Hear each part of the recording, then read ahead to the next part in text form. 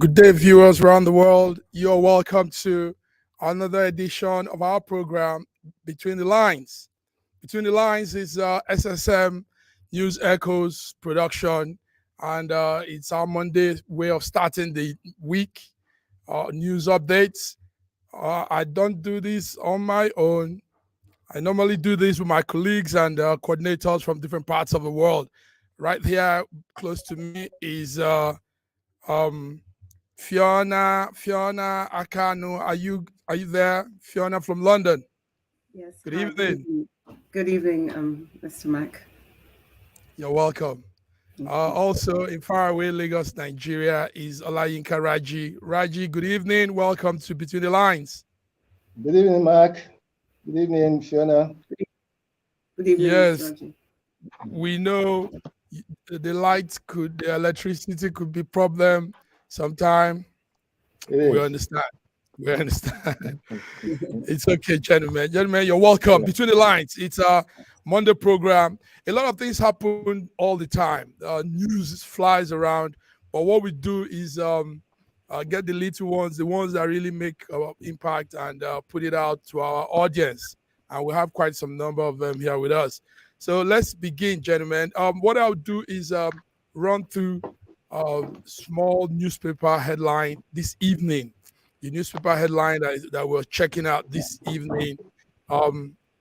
It says 7 people feared dead as bandits attacks police headquarters in Zamfara.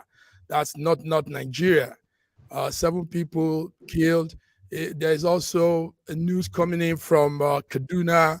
It says bandit kills 12, raised 17 houses in Kaduna. And the Kaduna governor has come out to say there's nothing governors can do if state securities are not arranged. State security is what he's asking for. Also, this evening, we got the news that the police inspector that was killed, DPO of police, that was killed in Rivers State, the man behind it, the suspect behind it, has also been killed. It just happened a few minutes ago. And there's a crazy one here, gentlemen.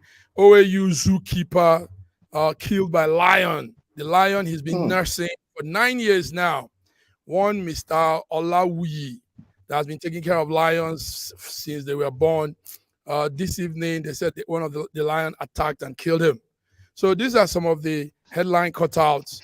We're now moving to the discussion for the day. Before then, let me bring in Godwin eBay from Moscow, Russia. Godwin, you're welcome to Between the Lines. Moscow, right. Thank you so much for having me. Thank you, viewers, for tuning in. Thank you for coming by too. So, gentlemen, a lot is happening. We'll be looking both local, international updates together. Let's begin with something that I'm also passionate about, and I know Fiona will talk more on this too. It says 25 million child bride in Nigeria. Little girl as young as 13, 7, 8 are married as wives in Nigeria. Now, here in the West, for our viewers listening, such an act is called pedophiling. It's a criminal offense, and we don't. It's not a small thing here, but in Nigeria.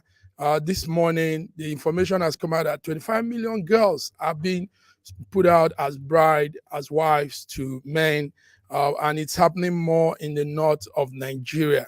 So the federal government, UNICEF, some other organizations want to collaborate and see how they will end that. They want to collaborate and see how that will end. So let me start with you, Fiona. You have an NGO on girl-child agenda. How do you see this? 25 million girls put out at an early age to be wives to some men. Yeah. Fiona, go ahead. So I actually, when I came across this, I was actually quite disheartened to think about the actual numbers, because I think it's something that we have known, but we haven't really understood the extent.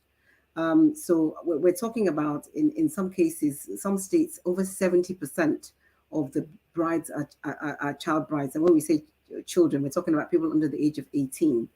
I completely align, obviously, with what UNICEF is talking about. It goes completely against, human rights conventions, the UNCRC. It goes against all those things. I think we've talked before about things in this kind of area, and I think they're talking about empowering women, and obviously the negative impact it has on education, economics, etc., etc. So sort of all the macro values that it impacts. But I think what I will always say across the board with anything, the critical thing needs to be about educating everybody. It needs to be a holistic approach. The girls are not being married off to themselves. They're being married off to men. So I don't think that we should just be saying, oh, well, the girls have to be educated. That's what we should be thinking about. We should also be thinking about what are the deterrents for the men who are marrying these young children. And I think the deterrents need to have a two-pronged approach. I think, yes, there needs to be a social way of dealing with it. So it needs to become something that's looked upon in a negative way within the communities. But then I also think that there needs to be a legal way that it's being handled as well, so that it's not just something that people say, oh, it doesn't look good, but there need to be stern legal ramifications for it to actually, happen. Now, the other thing that I also came across when I came across this story was that they're pushing for the eradication to happen by 2030, which by my own calculation is like less than 6 years away. I am very interested. It's something that I'll really be following quite closely, because I'm very interested to know how that can become a reality when something has been a practice for that length of a period of time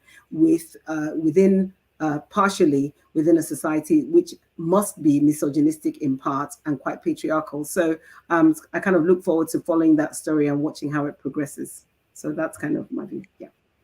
Wow, good one, Fiona. I know it also bothers you. You're so concerned about this issue. Gentlemen, it's that figure is not an assumption. It's from a lot of statistics and collated numbers. Now, the United, I don't know how to call it, UNICEF. UNICEF, yes.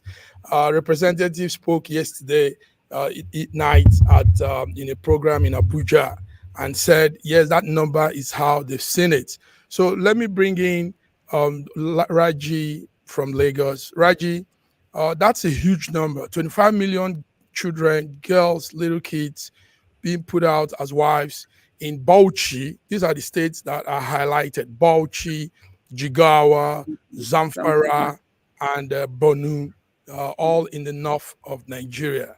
Raji, what will you say about this? Yeah, it's quite. Mm-hmm. Go ahead. Also, it's also a combination of religious and cultural habits. Religiously, in the Islamic, under Islamic tenet, a child is due for marriage when she starts her first menstruation. And these days, children who start their menstruation by 10, 11, 12. Or younger. Or younger, yes. Because of our diet and things, because of changes in the environment, children now start their girls now start their menses much earlier than before. Regardless of that, I think there's also a cultural deficiency in those areas where child marriage seems to be very, very prominent.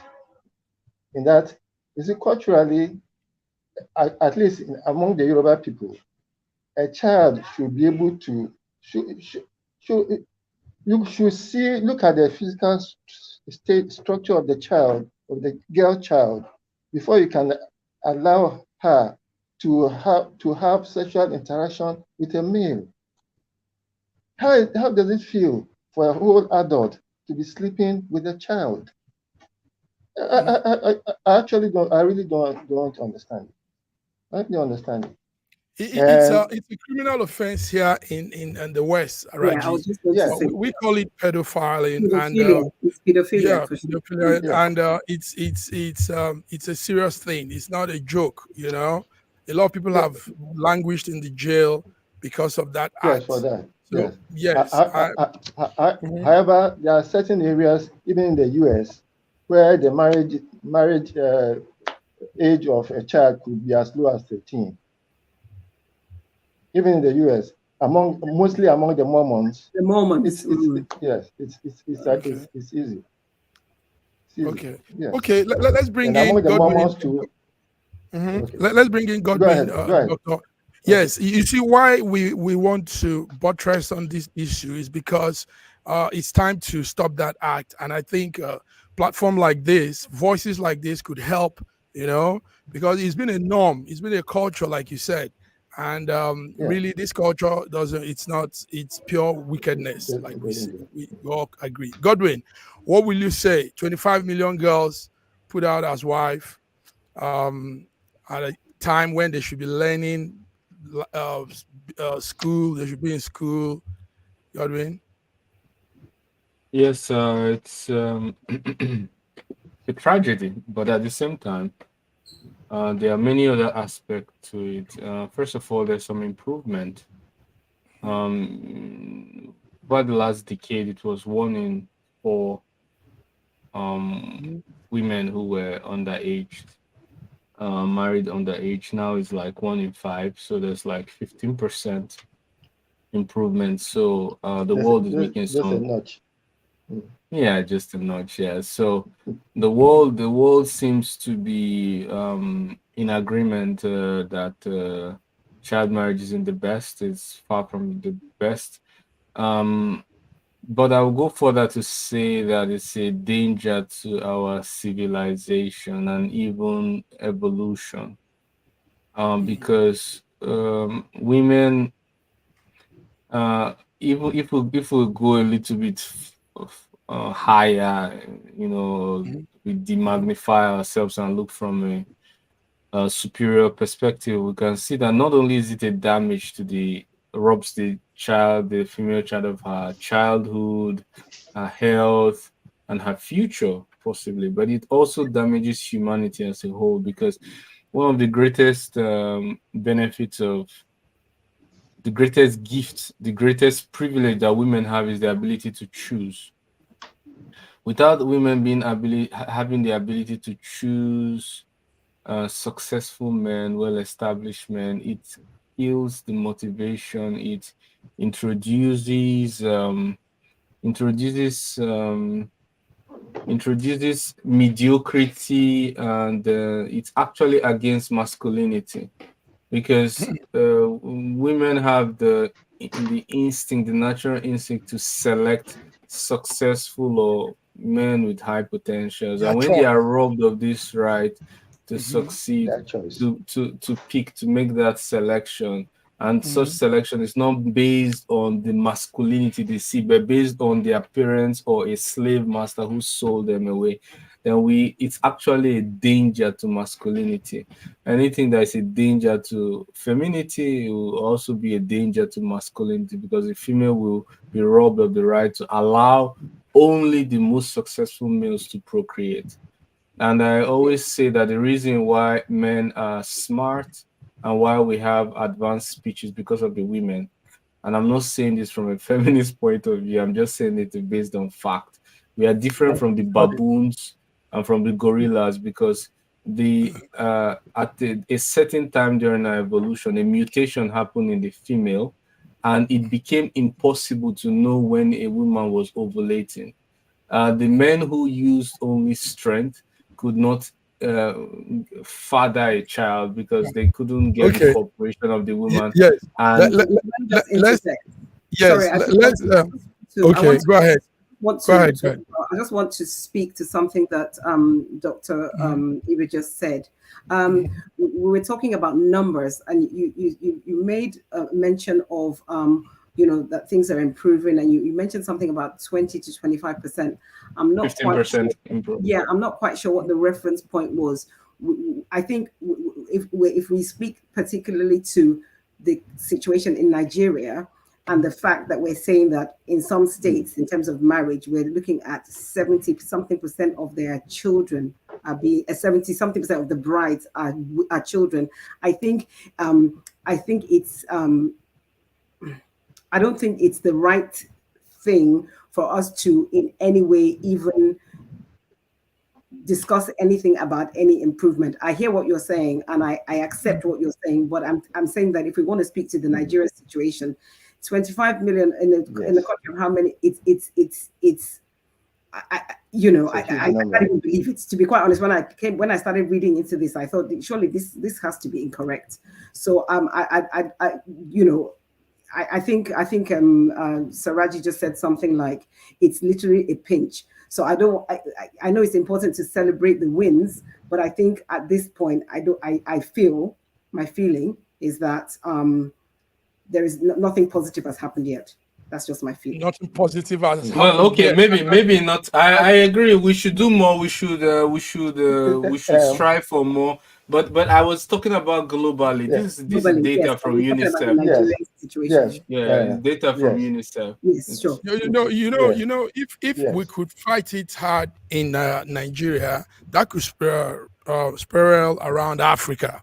So taking Nigeria as a case study and highlighting, pinpointing on it, and really putting it out matters, because once we could overcome this, I mean, this is not fair to these girls, because obviously they are at a point in their life when it's not their choice. Nobody wants to be forced into. Mark, why did you cut me short? I was trying to say something, and then you were trying to cut me short. Why that?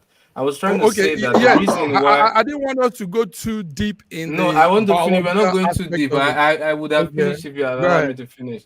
Okay, I was saying that during the course of our evolution,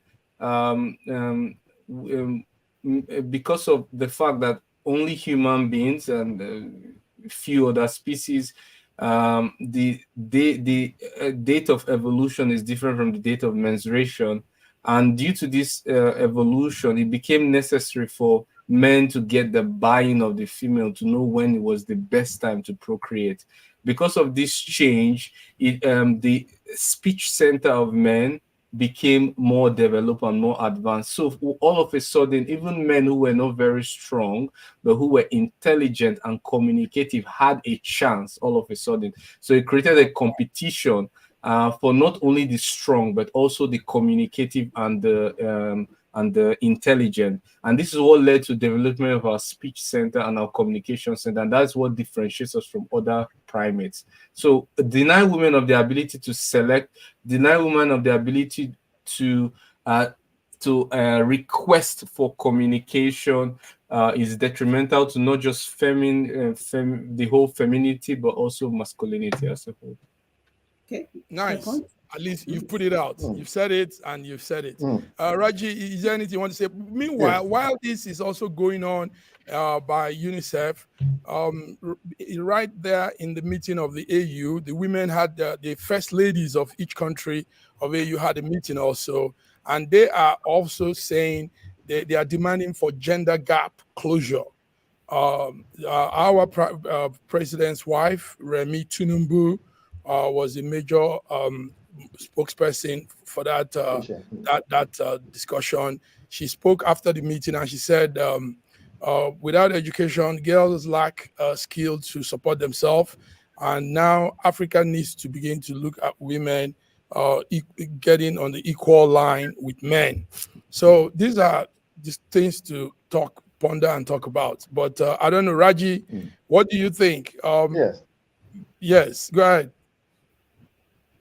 Riding on the immaturity of the girl child before marriage, and childbirth being pushed on her, there have been cases of serious fistula, whereby because of the birth passage of the girl child is not well developed, there have been serious health issues for most of these girl brides. And that is a very serious issue. In Kano, it was a serious issue. Now, talking about equality, I mean, we shouldn't push too much on equality because, yes, we shouldn't push too much. In any pool of people, regardless of the percentages, there are almost always more men than women, and therefore the proportion we can't achieve equality. We can achieve a certain bridging of the gap where the gap will not be so wide. Yes. Wow. Thank you. Give equal opportunity, I think. But you know, one thing I want to add very quickly is that when the West speaks about child marriage, I sometimes wonder, like, the same people who condemn child marriage, the same people who allow for child gender reassignment, child gender change even before maturity, the same people who allow all sort of horrible misrepresentation, in fact, allow that legalize gender dysphoria and call it a kind of emancipation. This kind of hypocrisy is one of the things that that is negative for all of humanity, not only females, for all of humanity. Because if those people have legalized such kind of evil, what's the certainty? What is the proof you have that in a few years' time they won't also legalize pedophilia and child marriage? Sure. Because just a few years ago, it's already exactly. On. That's what I'm saying. So you just see the hypocrisy. The same hypocrites who said just a few years ago, gender dysphoria is real. You should not tamper with the sexual organs of a child. Now clamoring for gender reassignment for underage children and permanent castration. Yes. Of potent fertile men and women. And now they are speaking about gender. You might be surprised that in a few years, these same people would, tell you it's fine, it's okay. So I don't really think that the West should be our compass. Now you bring it well. Very good, Godwin. Now you're bringing the real discussion on board. Viewers, you are listening to a group of smart Alex in Europe and Africa, and we are giving you between the lines. And this is really a topic for the lines, what you guys are saying. Godwin, I like the angle you're taking it to. Hypocrisy in the West, they allow these crazy things happen, and now they want to say Africa is, but still there has to be caution in all of this. It is also not right that Africa indulges in child marriage, and it's also not right that the West make little kids as small as 3-4 years old change their sex and all that. Yes, crazy things happening, gentlemen. Let's move on.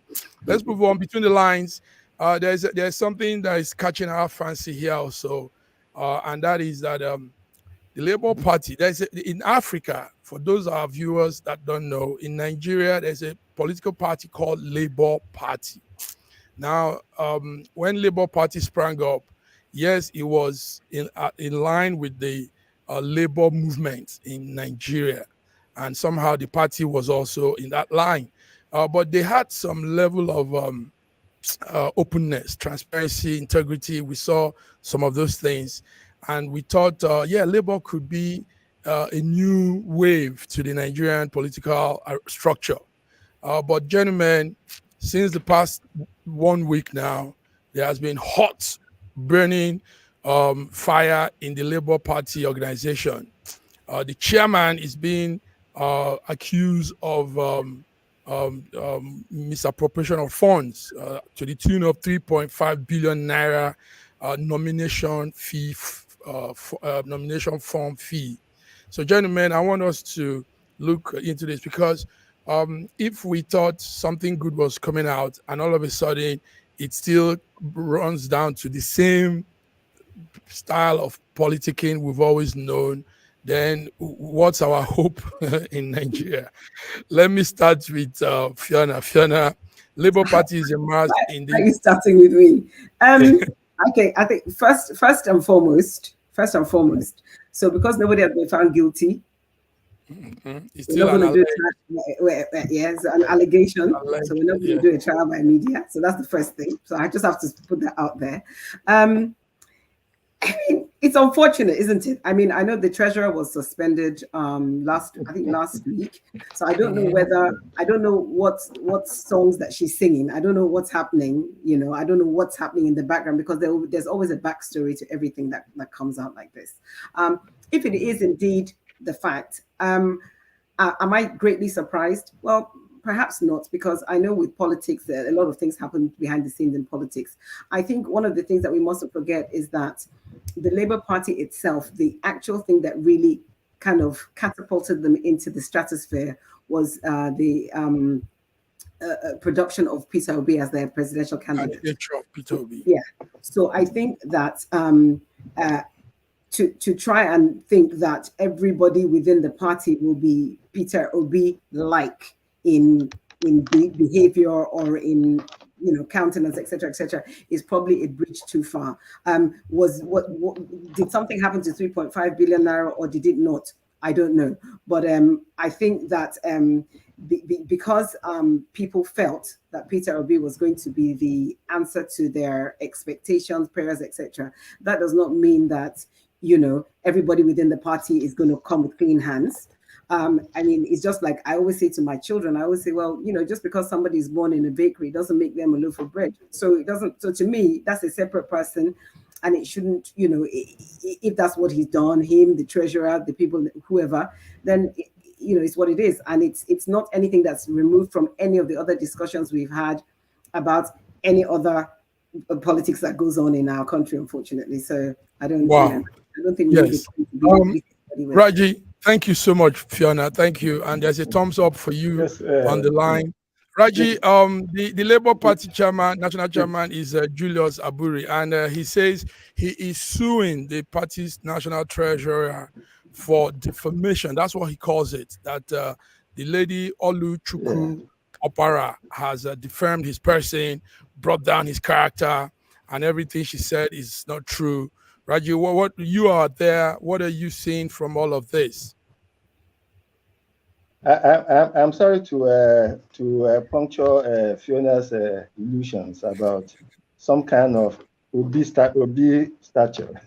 Okay. We are all Nigerians, so to accord anybody, any saintly to enrobe anybody in any saintly robes is to put yourself up to sorry, sir. Point of correction. That's not what I said.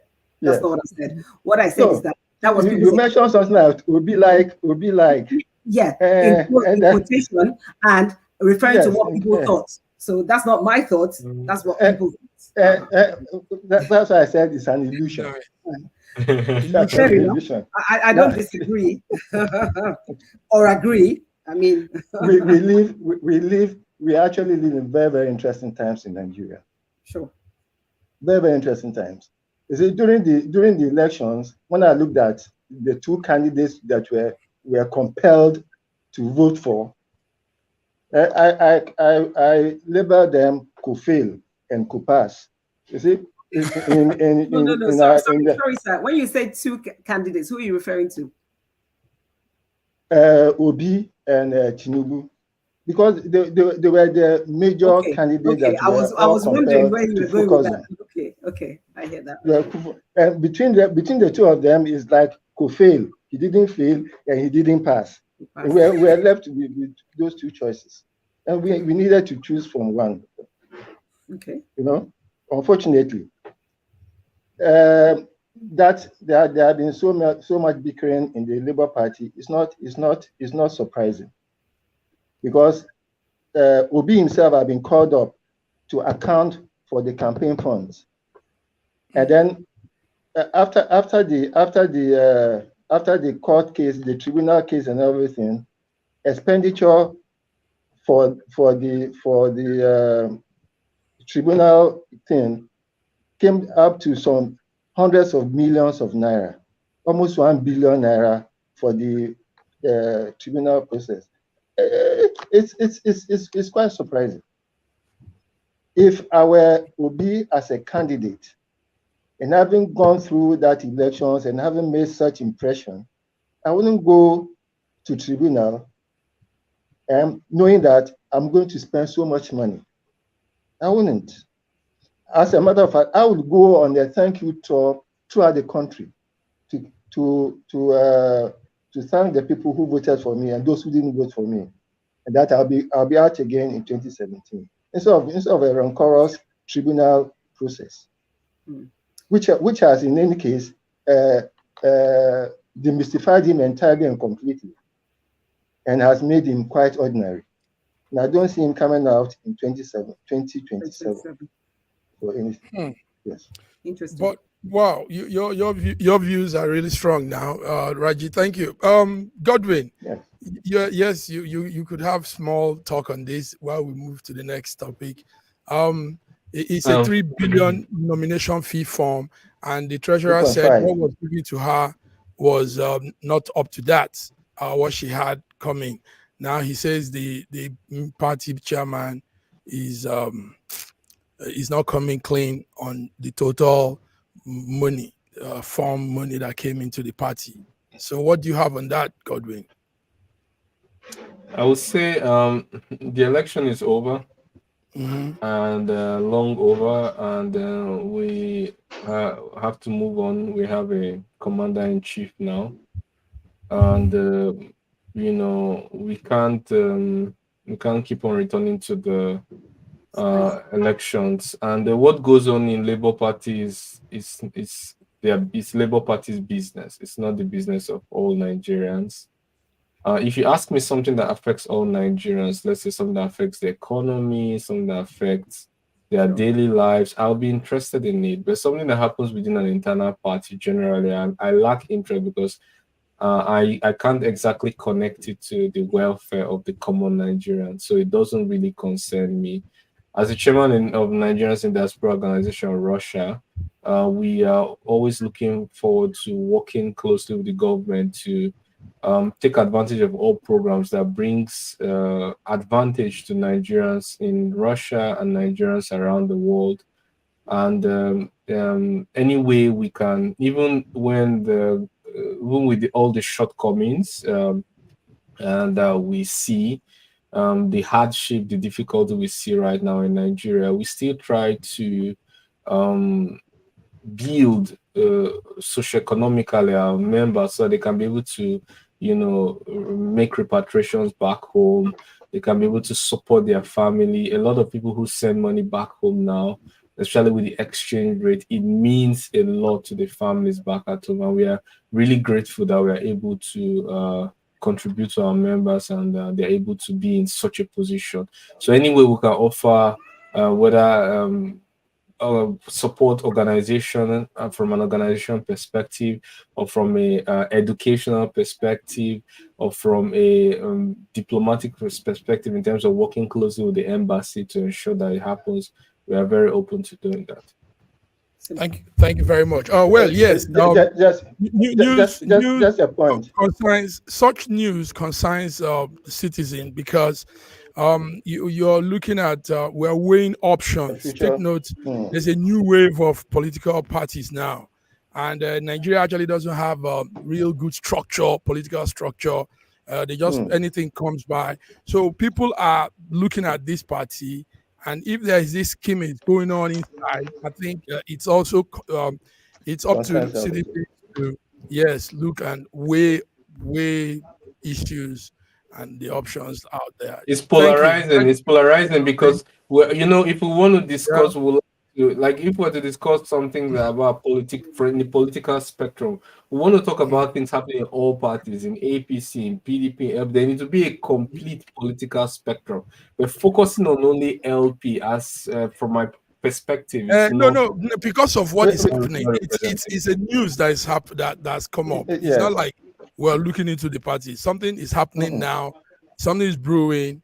the money misappropriation, and yeah, it's an allegation. There's been no judge, Yes. so there's nothing more I It can starts, say. It's an everything allegation. starts with allegations. Everything starts with allegations.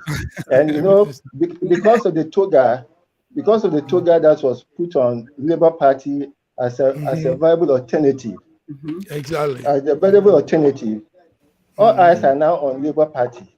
that's it. All eyes are, Correct. yes, as a viable That's it. alternative. That's it, Raji. Thank you. And Thank you, gentlemen. people Let's round up with this one. Remember, between the lines, viewers, between the lines, it's a 45 minutes program Monday evening, and we are putting out those lines, gentlemen. On the business scale, Nigeria and Brazil are seeking to grow more stronger in their ties. So early this morning, our president Bola Ahmed Tinubu and the Brazilian president Lula da Silva pushed for some new plans. One is to have direct Lagos-Sao Paulo flights, and that would be a good one. The other one is to revive the bilateral trade that has been with them. Before they said it was a bilateral trade of $10 billion, but it went down to 1 billion, 1.6. So let me put it to you, gentlemen. What do you think? Will this bring some business, some open doors? Will this usher in some economic progress for us and for Brazil? Fiona, what do you know about this? Yes, I mean, I was actually quite surprised by the number of Nigerians that we have living out in Brazil. I didn't really realize, even though I understand the link between Brazil and Lagos in particular, I didn't really realize that we had that number of Nigerians. Because when I heard, I was like, why are we trying to have a direct flight to Brazil? But I mean, of course, anything that's going to improve, our GDP, anything that's going to raise revenue, anything that's going to do anything in that area, I'm very excited about. Lula da Silva mentioned something about, ties in terms of education, trade, etc., etc. So, anything for the betterment. I know that at a point, the Brazilian government, there were lots of Nigerians that were there without their correct documentation. And I think it was 2016 or 2019, they did a big waiver and allowed all of them to get the necessary papers to reside there. So which shows that there's a good kind of working relationship. I don't know what the whole 10 billion consisted of, but I was quite shocked to find that it had dropped to just under the $2 billion dollar kind of amount. And I'm hopeful that with this kind of opening, that with the extra trade and extra benefits of that, that can at least in the medium to long term, increase again. So that's just kind of my thoughts on that. Yeah. Wow, that's a beautiful thought. You are really following the situation there. Dr. Godwin, sometimes people say some of these bilateral trade doesn't really bring much into our own economy, our own pocket. It only favors the other person, the other people. Well, how do you see this new tie, Nigeria, Brazil? It's a very great opportunity. I mean, I use it to argue for Nigeria to join BRICS. If Nigeria is in BRICS by default, the bilateral trade with Brazil will shoot up, and not just with Brazil, but with other members in BRICS. Nigeria should take it serious and try to meet the parameters. And even when they fall short of the parameters, by having a clear foreign policy, a foreign policy that recognizes multipolarity, a foreign policy that places priority on mutual settlement in national currencies, and increasing bilateral trade between themselves is something that would attract other members to approve Nigeria's membership. Having a more clear foreign policy, and also because Nigeria is a commodity market, commodity supplier, it would easily meet the criteria if it can shape its foreign policy and try to increase trade in national currencies. Good. You're always good when it comes to international information like that. Thank you. Yes, Raji, go ahead. Yes. Will this bring any relief to what is happening now in Nigeria? Bad economy, hunger, and all this.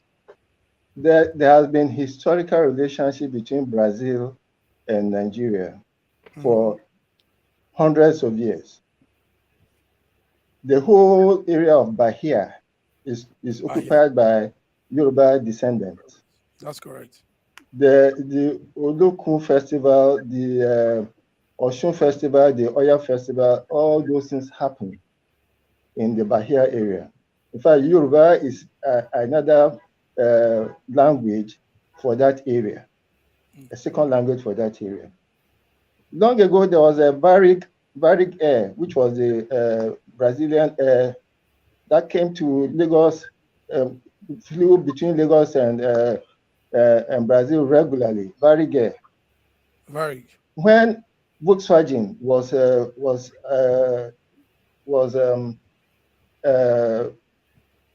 assembling Volkswagen vehicles, most of the vehicles most of the parts came from Brazil. The Amazon, even the Santana. So there have been trade relationship between the two countries for us. This is just a rejuvenation. Now, if Nigeria had gotten her act together well enough, would have been part of BRICS.